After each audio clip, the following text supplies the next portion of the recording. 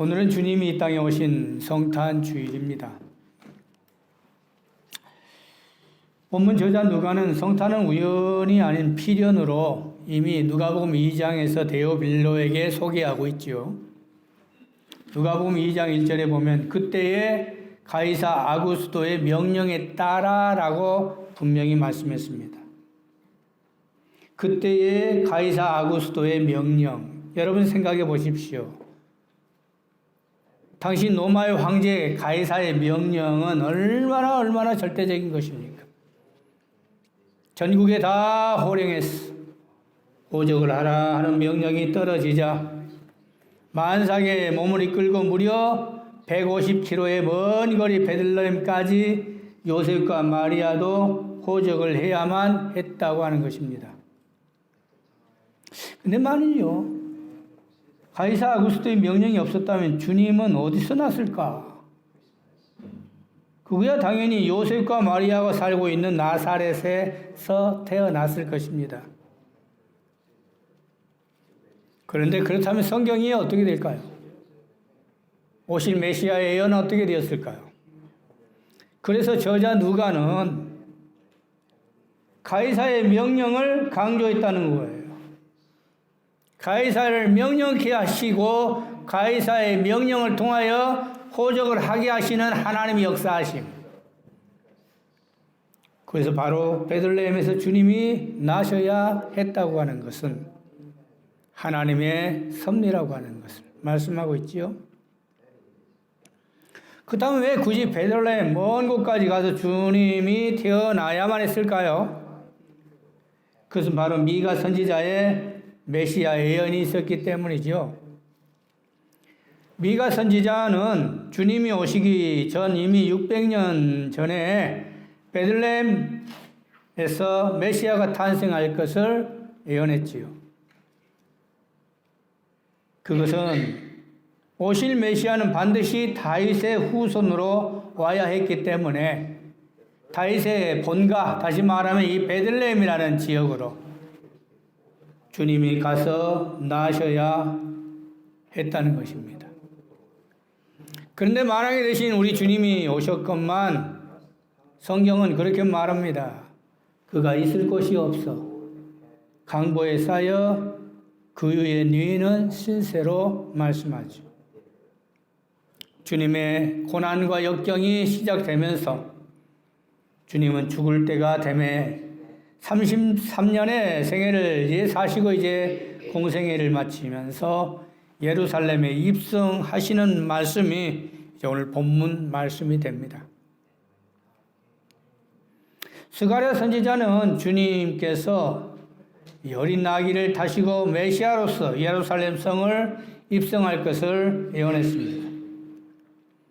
나귀 새끼를 타시고 주님이 이제 예루살렘 성을 바라보시는데 갑자기 주님이 우셨다고 하는 말씀이 이제 오늘 말씀의 핵심이 되죠. 오늘은 성탄주의를 맞아서 주님의 눈물, 주님의 우심이 과연 무엇을 의미하는 것인가? 오늘 함께 주님의 눈물이란 제목으로 생각해 보고자 합니다. 먼저 오늘 본문 말씀 보니까 주님이 우셨다라고 말씀했지요. 이 원문에 보니까 에클라우센으로 기록되어 있네요. 헬라어에는 여러 가지 눈물이 나옵니다. 그런데 특별히 이 에클라우센이라고 하는 뜻은 갑자기 소리를 내어 통곡했다, 뭐 그렇게 나오네요. 근데 이 말씀을 보니까 앞뒤 문장을 보니까 참 언밸런스예요, 언밸런스. 당시 상황은 어떤 상황입니까? 메시아가 오셨다고 호산나 호산나 막 난리를 치는 때에 주님께서 내가 쓰겠다고 나귀를 데려오게 하자 제자들이 겉옷을 벗어서 나귀 새끼 등에 걸치고 주님을 태우고 이제 예루살렘을 의기양양하니 입성하는 그러한 때에 백성들은 그 모습 보고 종려 가지를 흔들며 이제 우리를 구원해달라 호산나 호산나 외치는데 갑자기 주님이 눈물을 흘리셨다는 거예요. 언밸런스예요, 언밸런스. 그때 그 분위기는 우는 분위기가 아니지 않습니까? 그때의 분위기는 축제의 분위기요. 정말 하나님께 영광 돌리는 분위기일진데 나귀 등 위에서 눈물을 흘리시며 그것도 통곡하시는 주님의 모습을 오늘 묘사하고 있습니다. 그렇다면 왜 주님이 우셨을까요? 왜 주님이 눈물을 흘리셨을까요? 거기에 대한 설명은 오늘 42절 말씀에 저자는 이렇게 설명합니다. 이르시되 너도 오늘 평화에 관한 일을 알았더라면 좋을 뻔하였거니와 지금 네 눈에 숨겨졌도다. 예루살렘을 보시면서 갑자기 주님이 예루살렘이 장차 당할 고난, 진노, 심판을 보셨기 때문이죠. 사실 주님께서는 예루살렘의 입성을 한 번만 하신 게 아닙니다. 해년마다 6월절이 되면 주님은 예루살렘에 가실 때마다 예루살렘의 진노와 심판을 예고하셨어요. 이미 누가복음 13장 말씀에서도 보시면 주님이 예루살렘에 들어가실 때 이렇게 경고합니다. 누가복음 13장 34절에 제가 읽어드립니다. 예루살렘아 예루살렘아 선지자를 죽이고 네게 파송된 자를 돌로 치는 자여 암탉이 새끼를 날개 아래 모음같이 내가 너희 자녀를 모으려고 한 일이 몇 번이냐. 예루살렘을 향한 주님의 경고는 수차례 주님이 가슴 아파하시면서 예고하셨건만 그 소리를 들은 대제사장도 바리새인도 서기관도 백성 그 어느 누구 하나 회개하는 자가 없었다는 거예요. 주님이 그토록 예루살렘의 멸망을 예고하셨건만 그 어느 하나 귀담아 듣는 자가 없었다는 것입니다. 그러기에 주님의 통곡이 얼마나 더 기쁘셨겠는지. 주님은 장차 예루살렘이 당할 고난을 보셨고 그것이 너무 참혹했기에 눈물을 흘리셨습니다. 주님이 이 땅에 오신 목적은 분명히 평화였습니다. 지극히 높은 곳에서는 하나님께 영광이요 땅에서는 하나님이 기뻐하신 사람들 중에 평화라고 말씀하시지 않으셨습니까? 그런데 이런 예루살렘 멸망을 바라보자 주님이 가슴 아파 하셨습니다. 그래서 오늘 본문 말씀이 이렇게 말하죠. 오늘 평화에 관한 일을 알았더라면 좋을 뻔하였거니와 지금 네 눈에 숨겼도다. 예루살렘이라고 하는 그 이름 자체는 평화의 도시인데 평화의 도시 그 이름답지 않게 고난과 역경과 시련과 고통과 참혹한 비참함을 바라볼 때 주님이 안타까워 하셨습니다. 그런데도 깨닫지 못한 지도자들, 그런데도 깨닫지 못한 유대의 백성들을 주님이 보란 듯이 이제 성전에 들어가셔서 손수 장사하는 자들을 내쫓으시고 화를 내시는 모습이 45절 말씀부터 소개하고 있죠.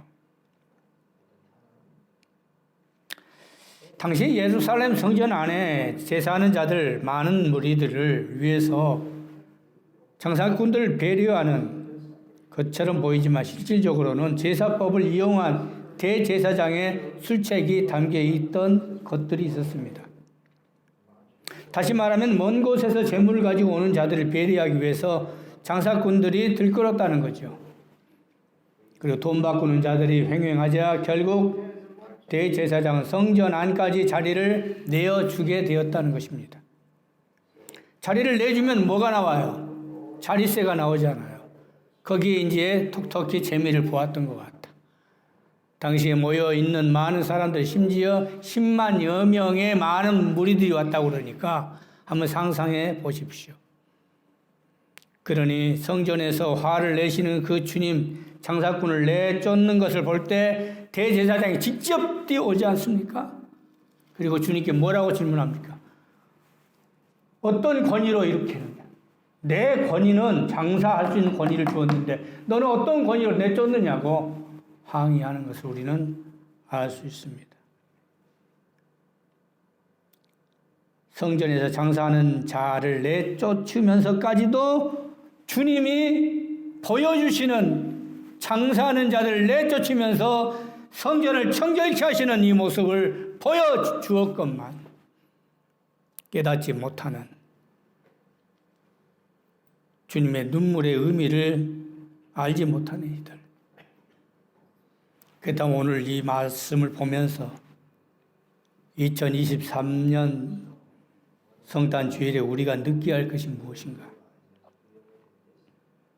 진정한 평화는 어디 있는가를 깊이 한번 생각해 보자는 거예요. 오늘날 많은 사람들이 평화를 외칩니다. 그렇다면 진정한 평화는 어디에서 올까요?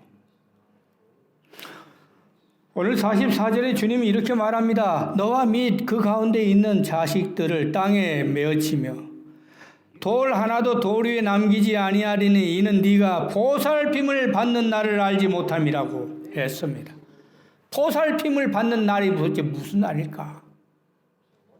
영어 성경으로 제가 보니까 보살핌을 받는 날은 The time of God's coming이로 나와요. 주님이 오시는 날이에요. 다시 말하면 주님이 재림주로 오시는 날, 그날이 진정한 평화의 날이라고 말씀하셨습니다. 주님이 이 땅에 오실 때는 평화를 주시기 위해 오셨기에 지극히 높은 곳에서 평화라고 말씀하셨는데, 그러나 주님의 말씀을 그것도 하나 듣지 못했기에 진정한 평화의 장소인 예루살렘이 평화의 곳이 되지 못하고 있는 것을 주님이 바라보시며 가슴을 치며 한탄하셨습니다. 주님은 우리에게 평화를 약속하셨고 주님 안에서 진정한 평화가 무엇인가를 알려주셨건만 그 어떤 누구 하나 듣는 이가 없었기에 기원 후 70년이 되자 예루살렘이 비참한 멸망의 지경이 되고 말았습니다. 당시 티토 장군이 그 예루살렘을 점령하기 위해서 왔죠. 그리고 예루살렘을 바라보니까 역사에 보니까 3일 만에 토성을 쌓았더라고요. 그리고 예루살렘을 포위했습니다. 그래서 예루살렘 안에 갇혀 있는 자가 무려 100만 명이 예루살렘 성에 갇혀 있었더라고 나옵니다. 100만 명이 갇혀 있으니까 어떻게 되겠습니까? 기근과 질병으로 죽어갔고 예루살렘 안은 아비규환이 되었다는 것이죠. 그래서 44절에 주님이 그렇게 말씀합니다. 43절부터 볼게요. 날이 이를지라. 주님은 장차 있을 일에 대한 이야기를 분명히 있는 그대로 사실을 말하고 있어요. 네 원수들이 토둔을 쌓고 너를 둘러 사면으로 가두고 너와 및 그 가운데 있는 네 자식들을 땅에 메어치며 돌 하나도 돌 위에 남기지 아니하는 날이 올 것이다.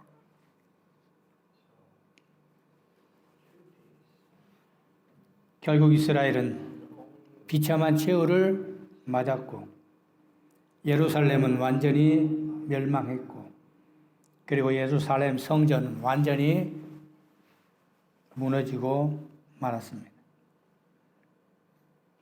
돌 하나도 돌 위에 남기지 아니하는 것. 얼마나 비참한 당시에 죽은 많은 사람들 보십시오.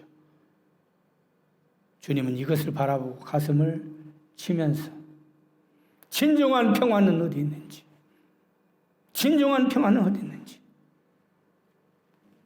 주님은 그 평화를 말씀하셨습니다. 그렇습니다. 이 땅에 살면서 진정한 평화는 오직 주 안에 있는 줄 믿습니다.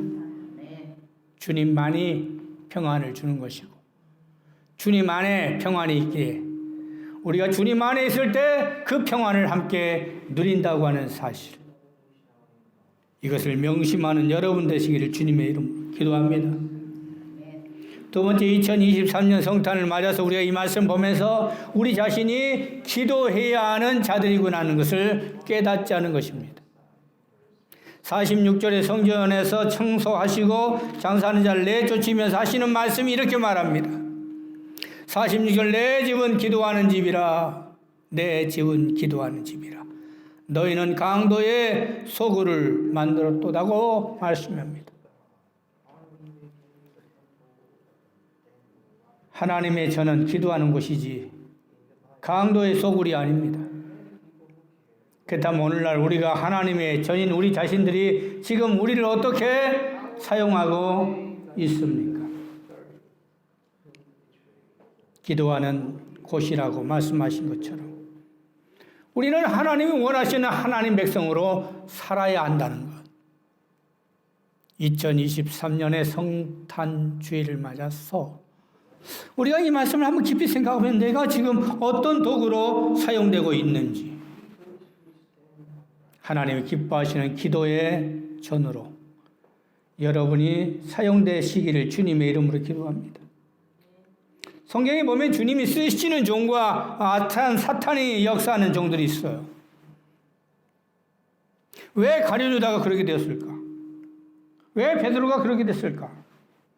많은 사람들이 자신은 자신 일이 옳다고 일을 하기 때문에 그런 것 같아요. 가룟유다가 만약에 이게 하나님이 원하시는 길일까? 했으면 안 했을 것 같아요. 근데 끝까지 우기잖아요. 왜? 자기는 옳다는 거야. 우리가 보면요, 죄 짓는 사람들 보면 자기가 옳다는 거야. 하나님이 기뻐하시는 일 해야지. 그러므로 하나님이 쓰시는 종이 되기를 주님의 이름으로 기도합니다. 악한 사탄이 쓰는 자가 되지 말고 하나님께 쓰임 받는 자들이 되자는 거야. 그러기 위해서는 우리가 어떤 자세로 살아가야 하겠습니까? 기도하는 자가 되자는 것입니다. 강도의 소굴을 만드는 자가 아닌 정말 하나님이 기뻐하는 기도하는 자로 살아가시기를 주님의 이름으로 축원합니다. 하나님께 영광 돌릴 때, 그럴 때 진정 우리는 하나님의 전으로서 하나님이 기뻐하고 하나님이 사용하는 아름다운 자로 남을 줄 믿습니다. 이제 말씀의 결론을 맺습니다.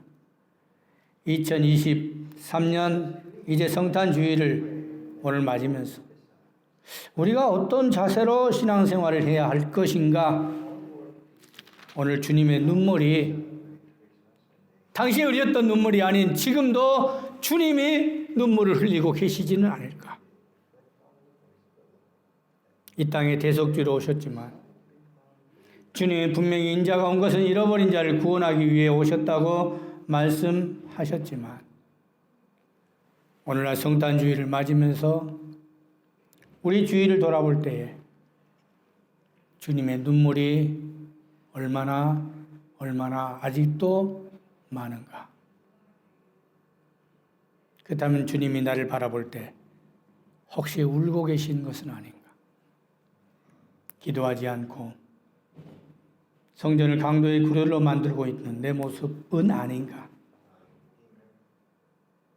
주님 앞에 조용히 성탄주일에 무릎 꿇고 주님의 눈물을 생각하며 주님이 원하시는 자로, 정말 기뻐하는 자로 살아가는 우리들이 되기를 주님의 이름으로 기도합니다.